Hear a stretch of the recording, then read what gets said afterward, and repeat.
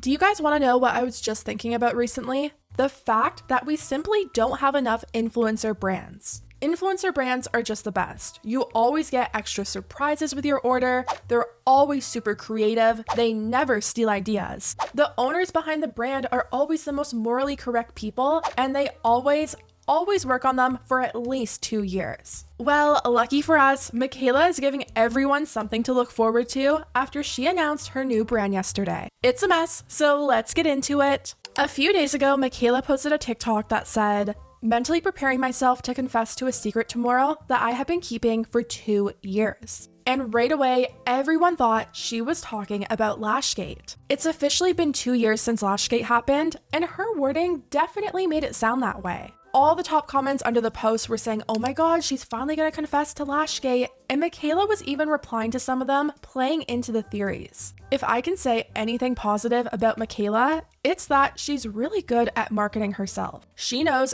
everyone has been wanting her to just confess and tell the truth about using falsies in the ad, and she knows insinuating that she's finally going to be telling us this big truth is going to get a lot of attention. This video now has over 5 million views, but unfortunately for us, it wasn't about Lashgate. She posted another video shortly after, teasing a secret project she's been working on for the past 2 years. Last 2 years have all led up to this. I can't believe it's finally here. My whole life, my whole world is about to change. And I'm terrified, if I'm honest. But the last 5 years as a content creator, I kept asking myself, what's next for me? What is my legacy? And now I know the answer. 2 years ago, I started working on a project that means the entire world to me. And it's finally ready to be in your hands. And I'm really emotional about it because it's 2 years of keeping secrets from you and working behind the scenes to bring this project and this vision to life. What I am about to reveal to the world is something I am so incredibly proud of. It's a project with meaning, something that actually matters, something that makes a difference. I want to inspire you to love who you are, to be yourself, to try every single day. We all have a point of view, and I'm excited to share mine with you. And I hope that it inspires you to share yours. Like I said, my whole life is about to change. And I'm really scared, but I know I have you guys as a shoulder to cry on. And I'm ready. I'm excited. I know I can do this. I know I can be a founder, and I know I can make you proud. I love you guys. It's time, and I'm finally ready. And there were tons of guesses in the comments. Everything from a clothing brand, falsies, makeup, skincare, you name it. I think it was pretty safe to guess it was going to be something related to makeup. But before we get into what it actually is, I want to talk about the language that she used in the video. Michaela said that she's a founder. I know I can be a founder, and I know I can make you proud. I love you guys. It's time, and I'm finally ready. And I feel like she probably took a lesson from what happened to Jaclyn Hill with her brand. She wanted it to be known that she isn't the CEO. She isn't the sole owner. She has only founded the brand, which pretty much means she had an idea and investors brought that idea to life for her. She most likely has a whole team of people running the company for her, and she's more so the face of the brand. Nothing wrong with that, but you can tell she didn't want what happened to Jaclyn Hill and Morphe to happen to her. Anyway, the next day, Michaela finally revealed what her secret is, and shocker, it's a skincare line.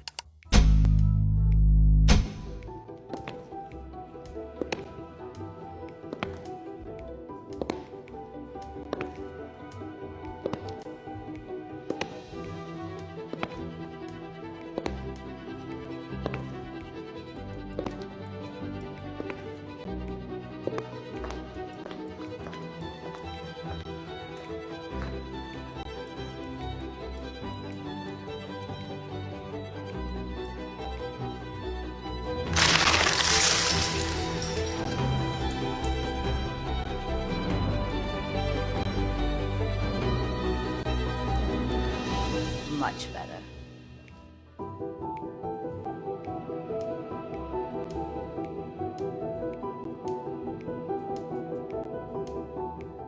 So it's a skincare line, more specifically focusing on skin prep. Honestly, I wasn't expecting this from her. I was thinking more so along the lines of color cosmetics, but then again, I don't think this is just going to be a skincare brand. I'm sure she'll expand it into makeup eventually, but I don't know, I just feel really underwhelmed by it. Let's start off with the name of the brand, POV Beauty. I don't know if Mikayla's intentions were to distance her image and her name from the brand in hopes that it can stand on its own one day without her, but nothing about POV Beauty screams Macleod. A lot of her fans leading up to the announcement were saying how they hope she called the brand something where you can look at the name and instantly know that's Macleod. Okay, I think we all know based off Mikayla Nogueira's post that she's coming out with probably like a makeup line today. If she does not name it something that is like wholeheartedly, she said that like a couple times in the video, wholeheartedly, I think she has to spell the brand name the way that she pronounces it. Like, that would be so good if she doesn't do it. Missed opportunity. But Macleod actually gave an interview to Glossy, and it sounds like she's more so thinking about the future of the brand and wants it to be able to be more than just another influencer beauty brand. She said, "I had made an incredible impact on social media. I had built such a strong, incredible community, and I had worked with all the dream beauty brands I aspire to work with. I had done partnerships with brands I never imagined I'd work with, but I had this lingering question in the back of my mind, like, what's next? What is my legacy truly going to be?" I personally think we already know what her legacy is, but let's continue. "Do I want to be known as just a social media influencer or known for something deeper, something bigger, to have a richer impact?" Her biggest obstacle to overcome was fear, she said. After all, many influencer brands do not succeed. Plus, the beauty market is saturated to say the least. "I was trying to figure out, can I actually do this? It was absolutely the most terrifying decision of my life," she said. "I don't want this to be seen as the next influencer brand. I want it to be seen as the next legacy brand.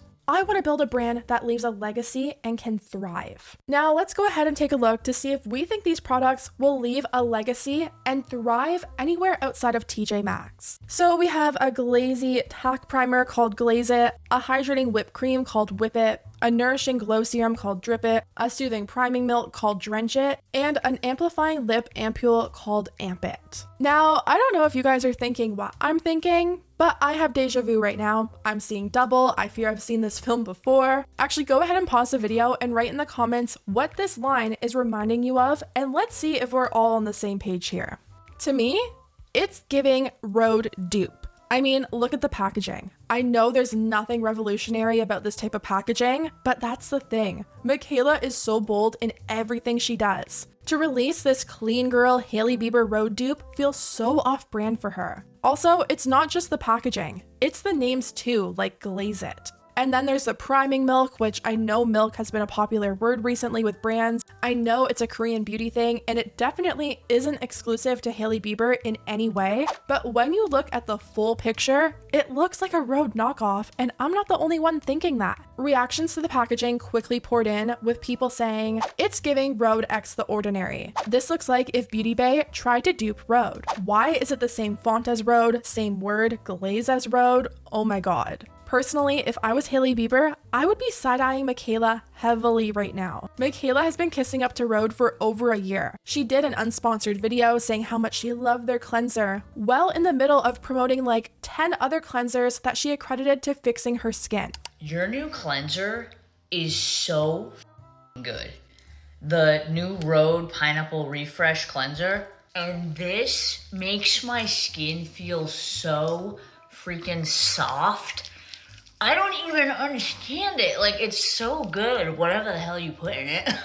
Get my skin in the sunlight. Oh my god. And Macleod doesn't do unsponsored videos on single products like this. She knew that she was also promoting all these other skincare products, and she would probably get a lot of backlash for that, but she didn't care. She's always given Rhode glowing reviews, probably because she knew she was going to be coming out with the Makeup Revolution version of their brand. Another thing I want to talk about, and I know it's really not that big of a deal, but can we just quickly talk about the font?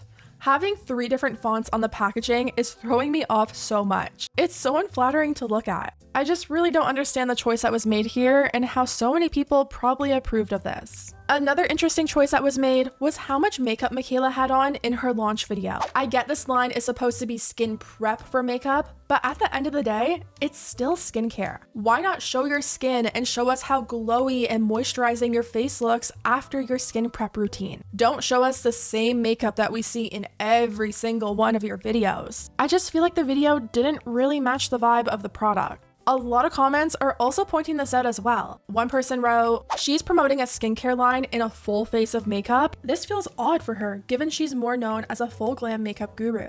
Michaela also updated her bio on TikTok for the first time in 5 years to now say founder of POV Beauty, and she changed her profile picture as well. Since Michaela seems to want everyone to know that she's simply the founder of this brand and isn't the CEO or sole owner, people have been wanting to know who exactly is behind POV Beauty. Well, it turns out an investment management company called Imaginary Ventures is behind it. They announced a partnership on Instagram and wrote, "We are beyond excited to partner with Michaela J Makeup in her new skincare line at POV Beauty." Now, Imaginary Ventures are behind some of the biggest brands like Skims, Necessaire, Kosas, and Glossier, to only name a few. And I found that very interesting. Do you guys remember, I think it was last year, when we talked about how Michaela went from shitting on Kosas and saying that they absolutely would not become her favorite brand to constantly being sponsored by them and going on trips with them and loving them so much? It's hard to see on camera, but my skin looks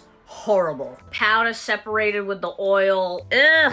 Blech. That never happens to me. This is a disaster. I took that shit off. I could not deal with that. I'm gonna redo my base with something else. That's it. Full face of Kosas. Let me tell you something. Is this my new favorite brand that I'm gonna be flocking to? Absolutely not. Kosas said, "Ask and you shall receive base." Let me just say, there is a reason that this is a best-selling concealer at Sephora. It's ultra creamy, brightening, melts into the skin, leaving a super natural look, and it never feels heavy or cakey.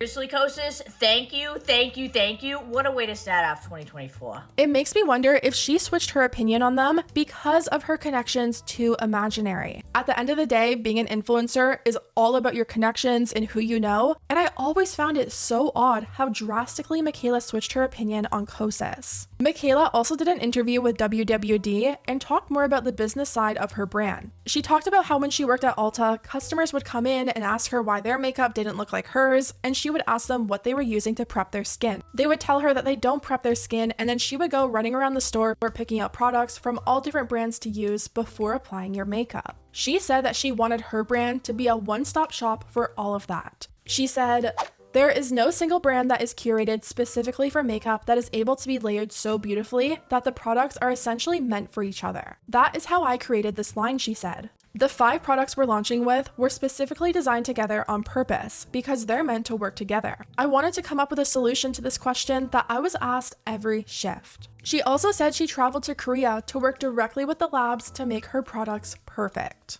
They also revealed that Michaela's been working on the line with someone named Annie Hajanian, calling her the co-founder and CEO. They also spoke with a partner from Imaginary, and they had this to say about their relationship with Michaela. "We got to know Michaela well in advance of partnering with her on this venture. We wanted to develop a relationship with her because she was such a prolific content creator. It's special to come in this early, and I think it's a real testament to our belief in the vision of Michaela and Annie. Getting to know Michaela well in advance of partnering with her is giving Kosas hookup." Total speculation, but once again, the sudden switch up just over 2 years ago would make a lot of sense. It's now been over 24 hours since Michaela announced her brand, and so far the reactions aren't the best. Of course, her fans seem really excited and happy for her, but I can't say the same for everyone else. Jeffree Star reacted to her launch on live, and he said that he expected more from her and was very unimpressed by it.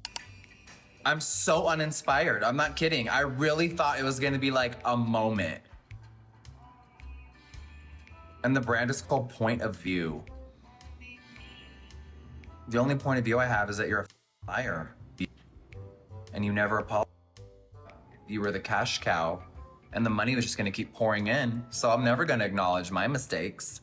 That's what she told y'all last year. I was like, okay, she's made so much money. She's gonna find the best labs. It's gonna be the coolest packaging. And then you're launching a skincare brand and your ad is in full makeup. What does that have to do with your serum? Yeah, of course, Catherine, because teen girls are influenced by people and they don't fully have a developed brain yet. That's what's disappointing. So y'all are gonna waste your money on someone that don't really give a fuck about y'all. That's what's confusing. Full makeup for a skincare line? And the Photoshop, girl. A soothing priming milk, a Rhode ripoff, a glow serum, a hydrating whipped cream, and a tacky primer. Okay. Anyway, back to the real world. I wish everyone the best on their endeavors, and I hope it's really successful. And the comments on Treadmood and even under her own announcement are pretty much saying the same thing. We had people writing, literally name a less trustworthy influencer to give a brand to. How can I trust a brand where the CEO promotes mascara with fake lashes? Sorry, pass. Why don't I have a good feeling about this? It'll end up in TJ Maxx. And with the history that most influencer brands have, it's almost a guarantee that at some point, we probably will see POV Beauty in Marshalls and TJ Maxx, especially with the prices. There are some price lists floating around online right now from different articles and from Reddit. I'm not 100% sure if they're correct, but for Michaela's fans' sake, let's hope they aren't. One article claims that Drench It is going to be $34, the serum will be $36, the moisturizer $38, the primer is going to be $28, and then the lip product will be $22. $34 for a priming milk? I know we called this a Rhode dupe, but usually dupes are supposed to be cheaper than the original, and with the Rhode glazing milk coming in at $32, it's not looking good, but let's hope those prices aren't real. I personally don't have very high hopes for this brand, but then again, who knows? It does sound like she has a pretty good team of investors behind her, and she does have experienced people running the company, so I guess there is a little bit of hope there. Anyways guys, let me know what you think about everything down below. Will you be supporting Michaela on this launch? Do you think it'll be successful? Or do you think it'll eventually take a spot in the influencer product graveyard? Let me know, and I'll see you next time.